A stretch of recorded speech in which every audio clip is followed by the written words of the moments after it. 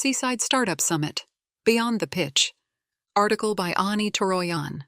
Published on August 12, 2026 on EVN Report. This year, Seaside Startup Summit returned to Lake Sevan for its 10th edition. I spent 2 days wandering between tents, observing the crowds, and talking with founders. The summit was colorful in every sense of the word. There was the obvious kind: Sevan's blue, the sharp summer sun, the sand, the semi-wild landscape around the shoreline, and the rows of blue tents stretching across the grounds. But there was another kind of energy too. People constantly on the move, music in the background, sports competitions, workshops, side conversations, founders rehearsing their pitches, mentors offering quick advice between sessions. Someone was searching for coffee, someone else was searching for a teammate, someone looked slightly lost. By the second day, there were so many people walking around that spotting someone with a startupper badge had almost become a game of its own. That's part of what makes Seaside interesting. Many tech events in Armenia, especially the more formal ones, have a familiar rhythm. You often see the same companies, the same faces, the same circles, talking to each other in slightly different formats. Seaside feels broader and more unpredictable. There were student founders, as you might expect, alongside professionals who had spent years in entirely different fields and were now trying to turn a problem they knew firsthand into a product. The crowd extended well beyond Armenia's usual tech circles, bringing together people from companies, government, NGOs, and universities, as well as participants from Georgia, Iran, Ukraine, and India. Some arrived with polished decks and rehearsed answers. Others were still trying to find the simplest way to explain what they were building. That mix gives the summit a slightly unusual atmosphere. It is a startup event, of course, but it's also a place where people seem to briefly try on another version of themselves. Spend enough time there, surrounded by founders talking about markets, users, prototypes, and investment, and the thought naturally appears, maybe I should build something too. I did not have that thought this time, mostly because I had it several years ago. Back then, I briefly imagined myself as a startup founder. The ambition did not last long. One meeting with an actual founder was enough. She spent several hours explaining, in generous and painful detail, what building a startup really takes: the uncertainty, the exhaustion, the constant rejection, the pressure to sell before you feel ready, and the loneliness of making decisions with incomplete information. By the end of that conversation, my founder era had quietly ended before it properly began. Maybe that's why, while walking around Seaside this year, I found myself less interested in the excitement around startups and more curious about the friction underneath it. What do founders keep getting wrong? Which mistakes show up again and again, even after countless acceleration programs, pitch trainings, mentorship sessions, and ecosystem events?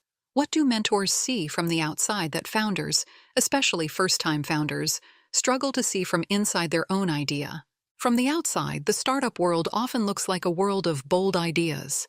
A good pitch can make a product sound inevitable. A confident founder can make uncertainty look like strategy. A crowded event can create the feeling that everyone is building, launching, scaling, and disrupting. Mentors listen differently.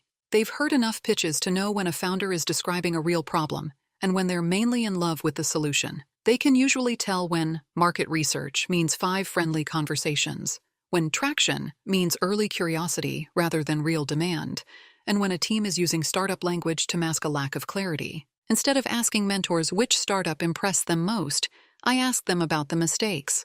What's the most common mistake they see in pitches? Which question reveals the most about a founder? What advice do they give repeatedly that founders rarely follow? And what do first-time founders usually underestimate? I asked 3 SSS mentors the same set of questions. Rem Darbinian, founder and CEO of SmartClick and a startup consultant; Nejde Hovanesian, country coordinator of the EU for Innovation East program in Armenia, and an adjunct lecturer at the American University of Armenia; and Sona Grigorian, director of Plug and Play Armenia. Their answers often picked up where another left off, gradually assembling a picture of the challenges founders face and the mistakes they keep repeating. What is the most common mistake? For Nejda, the first warning sign appears in the pitch. Many founders struggle to explain clearly what their startup does, which problem it addresses, and how the proposed solution works. Instead of explaining what they do in one line, they begin discussing several related topics, he said. By the time they finish, The listener may know more details but understand less. Rem sees this confusion as a symptom of an earlier issue. Many startups begin with a technology or an exciting product idea and then search for a reason it should exist. They come up with a cool solution or a new technology and then run around trying to find a problem that matches it, he said. Sona points to the missing customer at the center of this gap. Founders often come up with an interesting idea based on a personal experience, fall in love with it, and assume that they do not need to go and talk to customers, she said. Another line she hears regularly is, "We don't have competitors," sometimes from teams working on fairly familiar ideas. Customer conversations should test both assumptions, yet founders keep postponing them, even as AI-based tools make customer discovery easier to organize. Product work simply feels more comfortable. A feature can be improved in private, while a customer may tell you that the entire idea rests on a problem they do not actually have. Rem pointed to two additional complications: a poorly defined market and a team that lacks experience in the field it wants to enter. A startup might target everyone from all small and medium-sized businesses to a niche so narrow that there's barely room for one company, let alone multiple competitors. The confusion may show up in the pitch, but it often starts well before the founder steps onto the stage. What question reveals the most about a founder? Mentors often have one or two questions that cut through the polished pitch and surface the assumptions beneath it. Sona asks, "Why did you decide to start this particular startup?" She listens for a clear connection between the founder's background, motivation, and the problem they've chosen. A founder doesn't need to have spent an entire career in the industry, but a genuine connection to the problem helps. Without knowledge of the field or relationships within it, reaching customers becomes considerably harder. Nade turns to market size. He recalled speaking with a startup that planned to begin in Yerevan. He asked the founders how many potential users they could realistically reach and what scale the business would need to achieve. They had no idea, he said. The calculation can be unforgiving. It may reveal that the market is too small to support the business envisioned around it. Rem's revealing question returns to the same problem. When he asks founders to describe their startup, he listens for the customer's pain.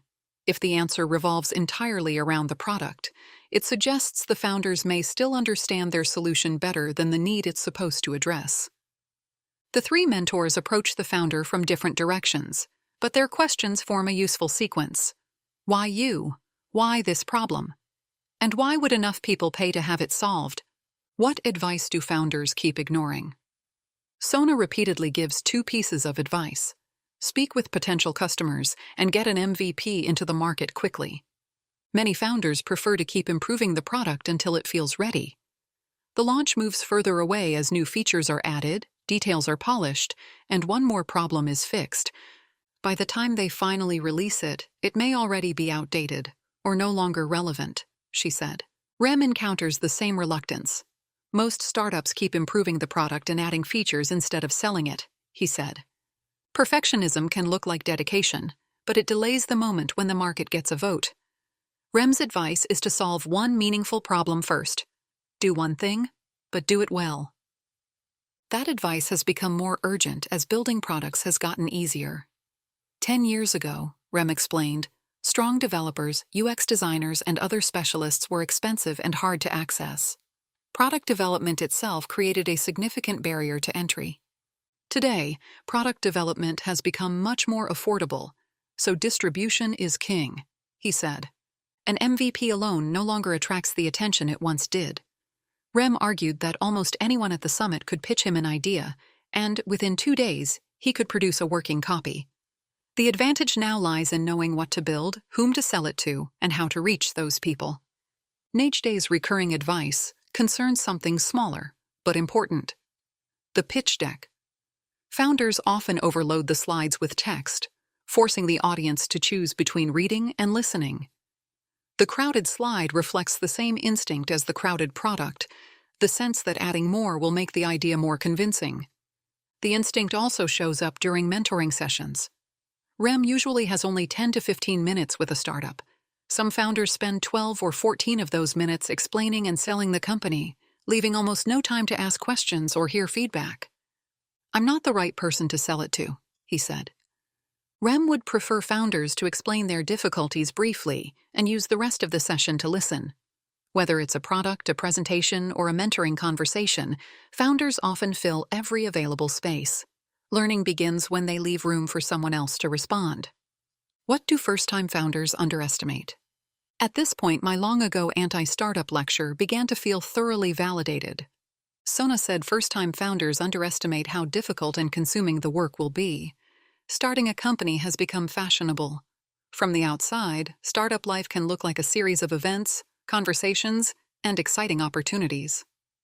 That side exists, of course, but reaching it requires extremely hard work, she said. It is not a 9-to-5 job. For founders, the real work often starts after normal working hours. She compared building a startup to raising a child. It demands commitment, patience, and a willingness to keep going through failure and uncertainty. Nestle framed the same issue as a matter of expectations. First-time founders may overestimate their own capabilities and underestimate the likelihood that their first attempt will fail. Strong belief in an idea can easily turn into certainty that every decision is correct. Rem focused on a commercial blind spot: marketing.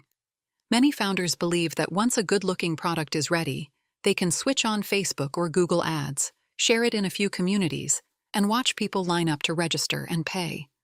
Reality is very far from that, he said. Competition is intense, marketing channels are becoming more expensive, and finding the first 100 paying customers can take far more time and money than founders expect.